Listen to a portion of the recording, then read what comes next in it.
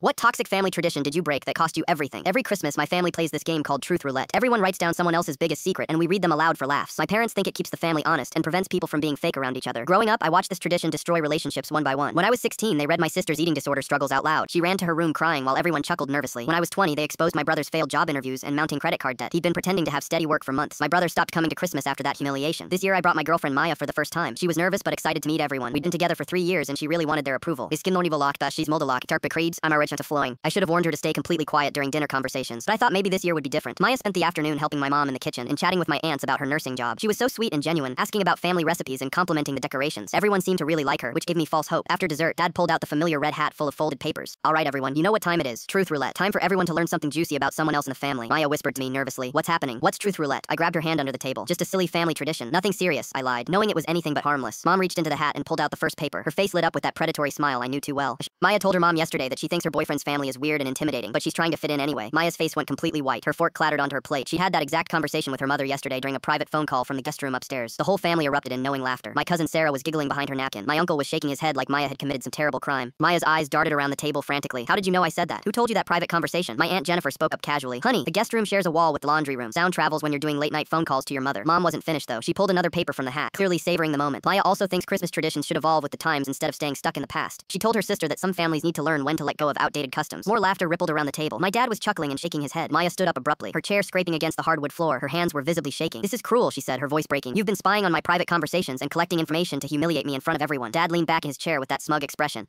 "Oh, come on, sweetheart. Lighten up. We're just having a little family fun. Don't be so sensitive about everything." That's when I snapped. I stood up and faced my parents directly. "This isn't fun and it never has been. This is psychological abuse disguised as tradition. You're bullying my girlfriend with information you had no right to collect." Mom's face darkened. "Sit down and stop making a scene. Maya needs to learn how this family works if she wants to be part of it." "No," I said firmly. "Maya doesn't need to learn anything. You need to apologize to her right now." Maya was already walking toward the door. I followed her outside to where she was leaning against my car, sobbing into her hands. "3 years together," she said through her tears, "and your family spent one day collecting ammunition to humiliate me. They were never planning to welcome me." I drove Maya home in complete silence. The next morning, my phone exploded with angry messages. My parents had cut off my college fund. My siblings were furious that I'd embarrassed everyone and ruined Christmas. Maya and I broke up 2 weeks later. She said she couldn't imagine spending holidays walking on eggshells, wondering what private moment would become next year's entertainment. I never went back to another family Christmas. My parents still send cards, but we haven't spoken in 4 years. But ending that tradition was worth losing everything else. Some customs deserve to die.